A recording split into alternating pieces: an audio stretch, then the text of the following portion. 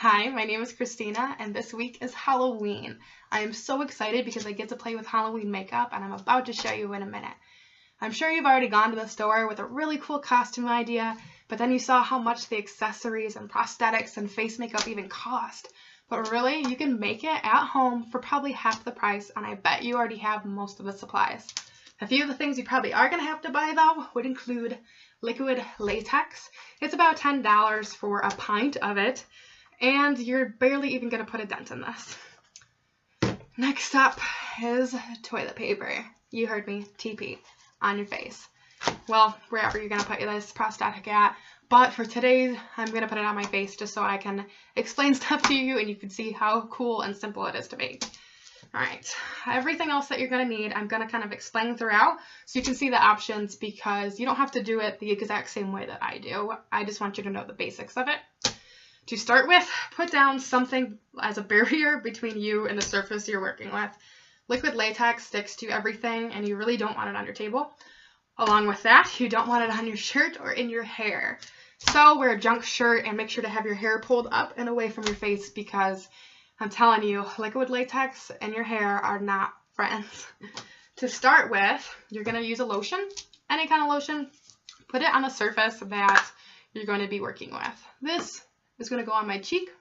That's a lot. You really don't need that much. And then maybe my forehead. I'll do a couple different pieces so we can see them. So this is because when you take the latex off at the end of the night, if you don't use a lotion or something in between the latex and your skin, it will be a little bit painful and pull and tug at your skin. So the lotion kind of helps it pull off easier, but doesn't make it slide off throughout the night or anything like that. Okay, lotion on. Next, I'm going to use a disposable cup and put the latex in it. I've actually already done that, but just so you know, a disposable cup is the way to go. As I mentioned, it sticks to things, it ruins things. Make sure everything we use tonight is basically disposable. All right, I love these little foam brushes, pads. You can rip them apart, make them any size you want. It is perfect for this.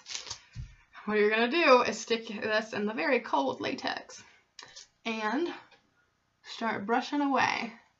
I'm going to stick this right here on my cheek to make a fun cut. It really can be any shape right now. It doesn't quite matter. Blob it all over. And I'm also going to stick it on my forehead. This is going to be a nice big cut. Okay, toilet paper, as I mentioned. So rip it apart. Doesn't have to be smooth, doesn't have to be clean. You actually kind of don't want it to. Quickly put it on your face. The shape and blob right now does not matter. It's kind of crazy looking. It's not even the size that I want. But once you take the latex and brush it on, it's going to move wherever you want it to, really. Add a lot on there so it's nice and saturated. Another moment to mention, there's ammonia in this. It is very, very strong, so be careful when putting any latex near your eyes or any other surface. Really? Okay. The little bit on my forehead is already starting to dry. This dries insanely fast. It's already all over my hands. What you just want to do is rub them together and it peels right off like Elmer's glue. Anybody that actually has a latex allergy can use Elmer's glue with this, but there's also a way that you're supposed to combine it with water to make it the right consistency. And also, liquid latex dries obviously a lot faster. I need to be super careful around my eyebrow. I didn't think about that. I've honestly gotten latex on it before, and it wasn't that big of a deal.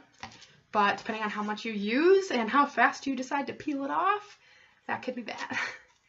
Okay, sticking a piece of toilet paper up on the forehead part that I put latex on. I'm going to roll it above my eyebrow because that scares me just a little bit. Okay, and then you're just going to add a bunch more latex. I'm going to pull this up so it makes a better shape away from my eyebrow. And roll it. See, it's already drying and you can kind of roll it around. For what I'm about to do, though, I need this entire thing to be pretty solid. Check on the cheek, pretty solid. Depending on what type of wound you're making, you want to do it in layers. If you want it to be, not to be gross, but a like gory, muscly guts type of rip in wherever your wound is, then you want to add layers after layers after layers, because we're going to rip this open here in a minute and it will give it depth.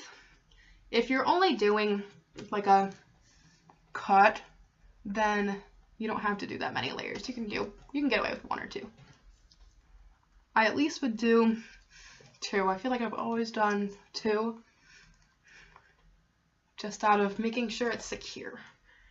And a little bit more to the forehead. Oh, it's a little chilly. And as I mentioned, be careful to keep it away from your actual eyes because of the ammonia in it. Okay, now I'm going to let this dry for a minute. It usually takes just a minute or 2. If you're really in a pinch or doing something thicker, you can use a hair dryer. On low, I definitely would. Safety first. Okay, I've actually used this method dozens of times. I will attach pictures. And it's just fun, and you can be really creative with it. And I mean, I've done across the mouth, I've done neck pieces, I've done, things all over, and it's just really, really cool, and you can make it as big as you want, and detailed and crazy as you want. I've actually done like my collarbones before popping out, with using different textures and types of toilet paper, like different levels of it and depths of it, and you can paint this. Once the latex dries, it's like a rubber that, yeah, basically that. It's like rubber, and it's spongy, and you can dry it though. You can paint it because it becomes hard, and once it does dry, you can't really move it a whole bunch, so make sure however you have it right now is how you want it. Okay, now I'm hoping that this is dry. It's getting dry. I can feel it getting dry. We're gonna give it another second. I'm probably gonna speed this up just for the sake.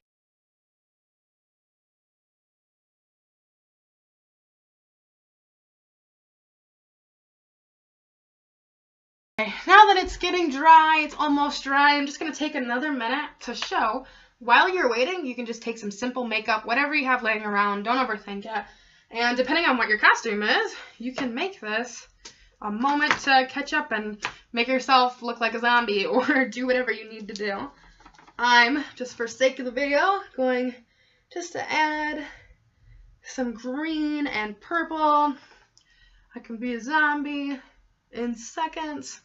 See, this is exactly why you don't need to buy all these fancy things from the store, because you can do pretty much all of this yourself without being a professional, without needing fancy prosthetics. Like I said, just make it all yourself.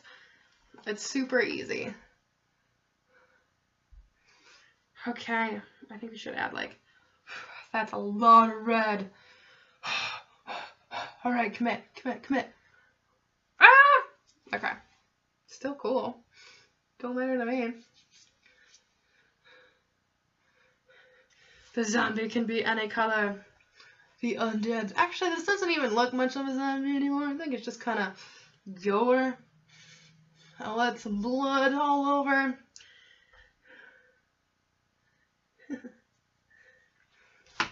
Yeah, alright. The latex is probably dry by now. So I'm going to take either a small knife, nothing sharp, or tiny little scissors, once again, nothing sharp, and pliers. Not pliers, they're tweezers. I might just be able to use the tweezers. You're going to take the middle and cut. Ooh. Careful not to cut your actual skin, that's why I'm using super dull, basically little kids' crafting scissors. You want to just cut the middle so you can get to your skin underneath. Okay, mine is still a little tiny bit wet, so as you peel it apart, this is a perfect time to pull, tug, and then stick it out so it looks like your skin is ripped. need to go up a little bit farther because I made this a crazy shape.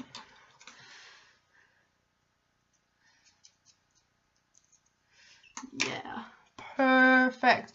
Now, depending on the moon, like I said, you can go ahead and stick more latex and more toilet paper in here to kind of make a gory, gooey mess. But for time's sake, I'm not going to do that today.